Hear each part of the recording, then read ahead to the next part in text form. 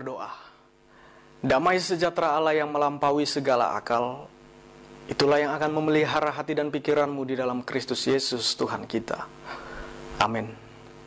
Shalom, selamat hari Minggu saudaraku, salam sehat untuk kita semua. Di minggu ke-12 setelah Trinitatis, hari ini kita akan menerima firman Tuhan yang tertulis dalam kitab Mazmur pasal yang ke-34 ayat 12 sampai ayat 18. Saya akan membacakannya untuk kita semua. Mari kita sama-sama mendengar dan memperhatikannya. Beginilah firman Tuhan. Marilah anak-anak, dengarkanlah aku. Takut akan Tuhan akan kuajarkan kepadamu. Siapakah orang yang menyukai hidup, yang mengingini umur panjang untuk menikmati yang baik? Jagalah lidahmu terhadap yang jahat, dan bibirmu terhadap ucapan-ucapan yang menipu. Jauhilah yang jahat, dan lakukanlah yang baik. Carilah perdamaian dan berusahalah mendapatkannya. Mata Tuhan tertuju kepada orang-orang benar, dan telinganya kepada teriak mereka minta tolong. Wajah Tuhan menentang orang-orang yang berbuat jahat, untuk melenyapkan ingatan kepada mereka dari muka bumi. Apabila orang-orang benar itu berseru-seru, maka Tuhan mendengar dan melepaskan mereka dari segala kesesakannya. Demikian pembacaan firman Tuhan. Saudaraku, kalau saudara pernah berkunjung ke Siantar atau ke Kabupaten Simalungun di Sumatera Utara, pastilah saudara pernah mendengar atau melihat tulisan yang berbunyi Habonaron Dobona. Tulisan ini kita temukan tidak hanya di lambang Kabupaten Simalungun saja, tidak juga hanya di Tugu Selamat Datang yang ada di Simalungun, tetapi di kaca belakang angkot pun sering dituliskan Habonaron Dobona. Habonaron Dobona adalah filosofi hidup orang-orang dan masyarakat Simalungun, yang artinya kebenaran adalah dasar atau kebenaran adalah pangkal. Dimanapun orang-orang atau masyarakat Simalungun berada, bahkan ketika berada di perantauan, kebenaran itu haruslah dihayati dan diamalkan, yakni dengan berpandangan benar, berniat benar, berbicara benar, bertindak benar, berpenghidupan benar, dan berusaha benar. Filosofi hidup ini sudah ada sejak lama, Bapak Ibu.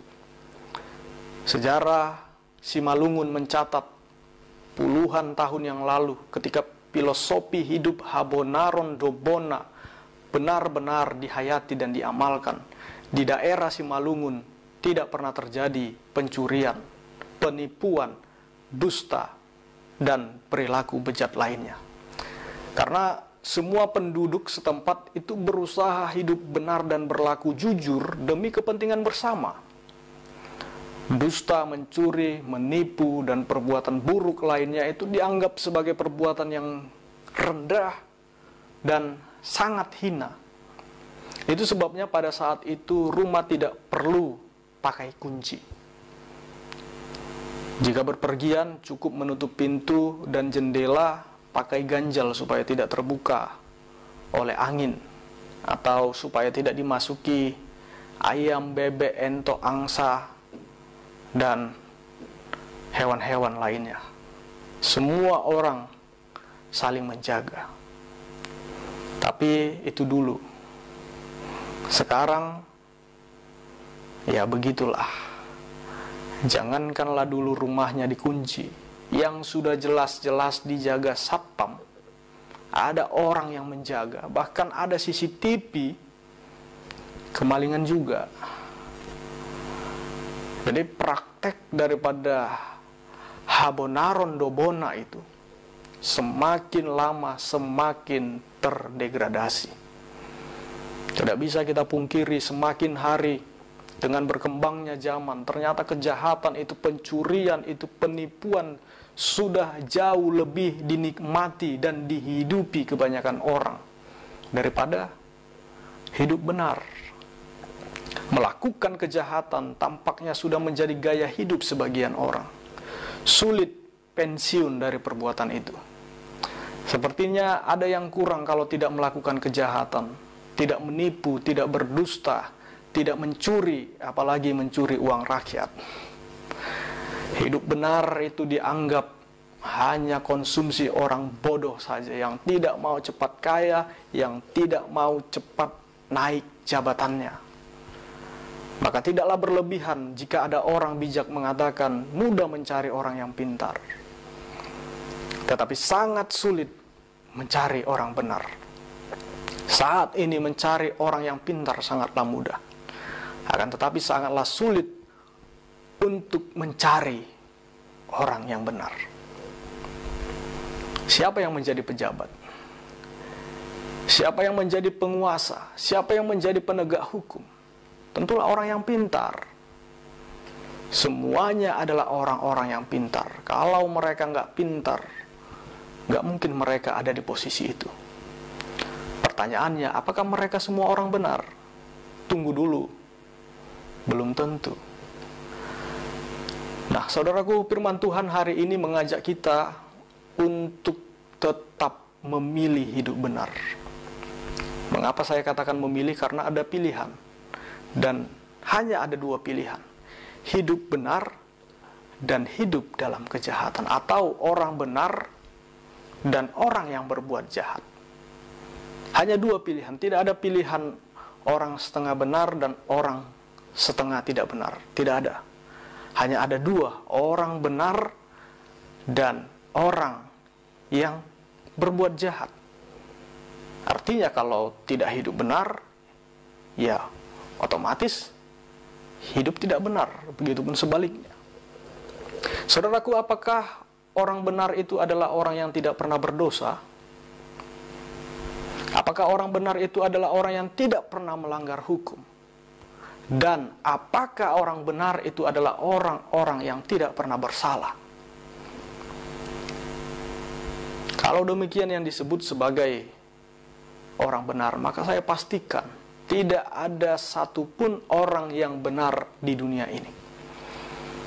Karena tidak ada manusia di dunia ini yang tidak pernah berdosa. Tidak ada manusia yang tidak pernah bersalah. Kita ambil contoh dari 10 perintah Allah atau hukum Taurat. Berapa yang saudara patuhi? Kalau saudara mematuhi 9 tetapi melanggar 1, maka itu tidak benar. Saudara mungkin tidak membunuh, tidak mencuri, tidak berzina, tetapi mungkin saudara sering berbohong atau berdusta. Atau saudara tidak berbohong, tetapi saudara menyebut nama Tuhan Allah dengan sembarangan. Kita bisa saja lolos di hukum yang pertama, tetapi kita melanggar hukum keempat. Begitu seterusnya. Nah, kalau begitu siapakah orang benar itu? Pemazmur dalam nats khotbah kita hari ini menyebutkan dalam ayat 12 sampai ayat 15. Yang pertama, orang benar itu adalah orang yang takut akan Tuhan.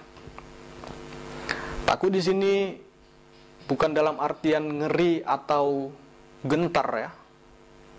Bukan rasa takut atau rasa gentar ketika seorang siswa, ketika seorang mahasiswa melihat ataupun menghadapi guru atau dosen killer. Bukan. Tetapi takut di sini dalam pengertian hormat dan taat. Menghormati Tuhan berarti mengindahkan dan menghargai petunjuknya. Patuh dan taat kepada firman Tuhan. Kemudian disebutkan lagi, orang benar adalah orang yang menjaga lidah terhadap yang jahat dan bibirnya terhadap ucapan-ucapan yang menipu. Menjaga lidah dan menjaga bibir. Dalam Yakobus 3 ayat 5-8 sangat jelas dituliskan bagaimana lidah itu dan bagaimana bahayanya kalau tidak dijaga. Lidah itu diibaratkan seperti api yang kecil yang dapat membakar hutan yang besar. Betapa dahsyatnya, Bapak Ibu. Kata-kata itu sering dikatakan lebih tajam daripada sebilah pisau. Kata-kata itu memukul lebih sakit dibandingkan dengan sebilah kayu atau rotan. Kata-kata yang tidak benar dari mulut kita dapat mendatangkan bencana bagi orang lain. Ungkapan fitnah lebih kejam dari pembunuhan adalah gambaran nyata dalam hidup kita keseharian. Dengan adanya fitnah bisa terjadi perkelahian antar kampung, kabupaten, provinsi, bahkan satu negara. Oleh karena itu, penting bagi kita untuk menjaga lidah dan bibir. Di zaman ini, perlu juga kita tambahkan untuk menjaga jari tangan. Karena di zaman sekarang ini, bukan hanya lidah, bukan hanya mulut saja yang beracun, tapi jari-jari tangan ini juga beracun. Dikit-dikit buat status, membuat kejelekan orang lain, buat berita hoax, menjatuhkan orang, mengejek, memfitnah melalui tulisan. Tidak hanya melalui lidah atau mulut saja, tetapi melalui jari tangan kita. Oleh karena itu, saudaraku, sudah saatnya kita mempergunakan lidah kita, mempergunakan bibir kita, bahkan jari tangan kita untuk membangun dan untuk memberkati orang lain. Bukan sebaliknya, menjatuhkan, bahkan menghancurkan mereka. Di ayat ke-15 disebutkan orang benar adalah orang yang menjauhi yang jahat dan melakukan yang baik. Perbuatan baik adalah buah dari pembenaran. Kita adalah orang-orang yang dibenarkan. Sekali lagi, kita adalah orang-orang yang dibenarkan melalui salib Kristus dengan tujuan utama untuk melakukan pekerjaan baik. Paulus berkata di Galatia 6 ayat 9, janganlah kita jemu-jemu berbuat baik. Selama masih ada kesempatan, mari kita berbuat baik. Kepada siapa? Kepada semua orang. Dan yang terakhir, orang benar adalah orang yang mencari perdamaian dan berusaha mendapatkannya. Allah telah terlebih dahulu memperdamaikan dirinya dengan kita melalui pengorbanan Yesus Kristus di kayu salib. Maka kita juga harus menyatakan damai kepada sesama manusia. Yesus mengatakan di Matius 5 ayat 9, berbahagialah orang yang membawa damai, karena mereka akan disebut sebagai anak-anak Allah. Orang percaya tidak boleh berhenti menikmati damai tersebut, tetapi ia juga harus berjuang, bahkan menjadikan dirinya sebagai agen damai di tengah-tengah dunia ini. Caranya bagaimana? Menjaga sikap, menjaga perkataan dan tindakan.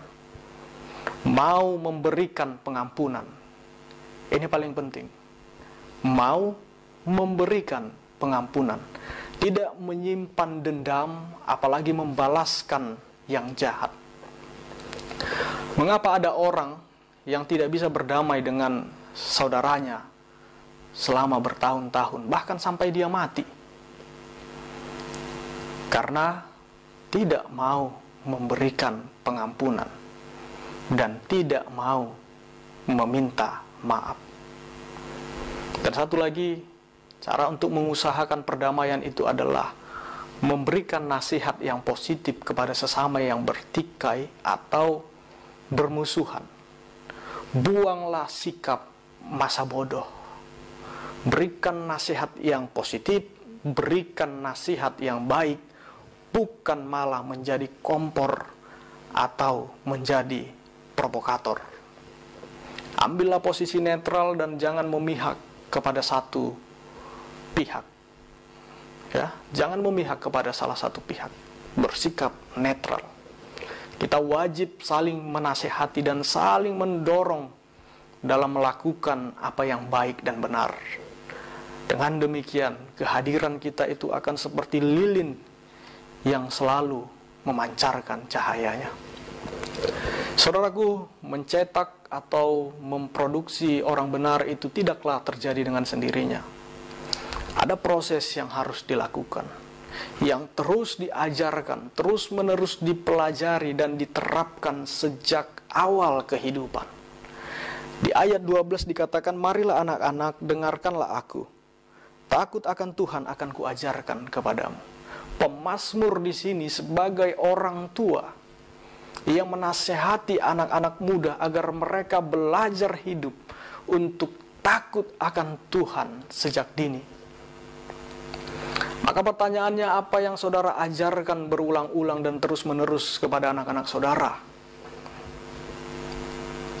Panutan atau teladan apa yang telah saudara tunjukkan kepada anak-anak saudara? Saya ingatkan, saudara sebagai orang tua, jangan lalai mengajarkan anak-anak saudara. Tugas dan tanggung jawab saudara sebagai orang tua bukan hanya melahirkan, bukan hanya menafkahi anak, memenuhi kebutuhannya, bukan juga hanya menyekolahkannya, menyuruhnya belajar, belikan paket data, ya, bukan. Tetapi rumah saudara, keluarga saudara harus menjadi sekolah pertama untuk membentuk anak-anak saudara menjadi anak-anak yang takut akan Tuhan. Anak-anak yang bertumbuh menjadi orang benar di mata Tuhan. Apalagi di masa pandemi sekarang ini, orang tua memiliki waktu yang sangat banyak. Maka pakailah waktu itu untuk mengajarkan anak-anak saudara, mendidik anak-anak saudara dengan firman Tuhan.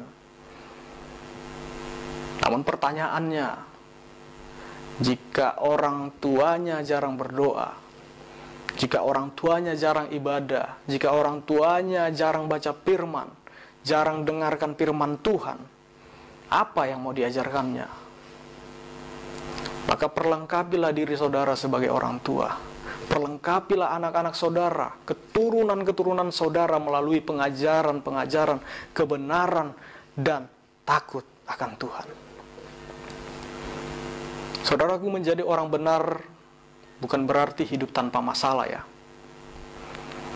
Menjadi orang benar bukan berarti hidup tanpa tantangan dan pergumulan. Justru kadang-kadang lebih hebat dan lebih banyak pergumulannya dibandingkan dengan orang yang tidak benar.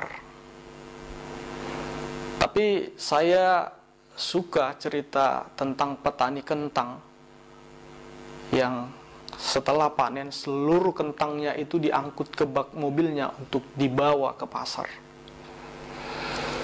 Seorang bertanya, "Pak petani, gak repot nanti memisahkan mana kentang yang besar dan mana kentang yang kecil?"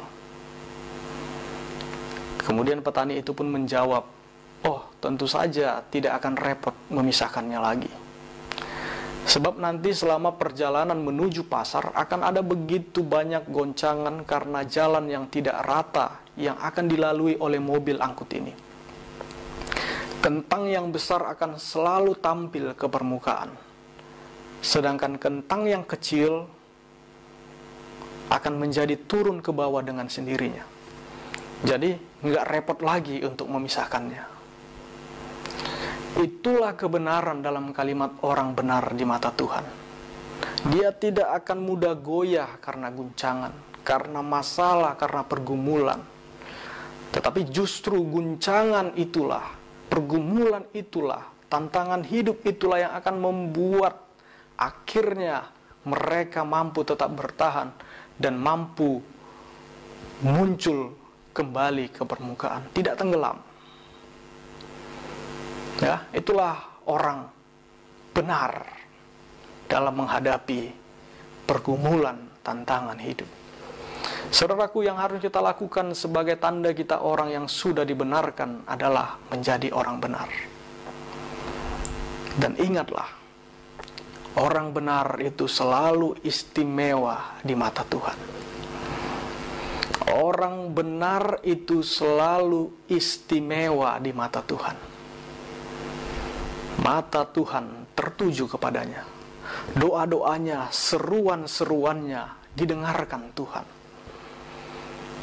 Allah memberkati orang benar itu. Bahkan anak cucunya juga diberkati Tuhan.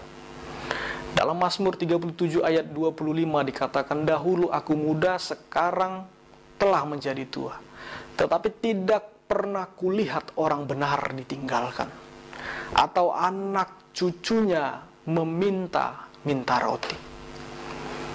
Tuhan tidak pernah meninggalkan orang benar.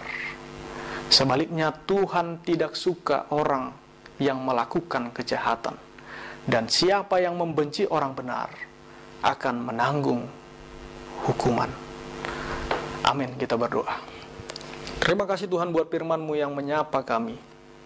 Berkati firman-Mu ya Tuhan, mampukan kami untuk melakukannya dan menghidupinya setiap hari. Di dalam Kristus Yesus kami berdoa dan mengucap syukur hanya kepada-Mu. Amin.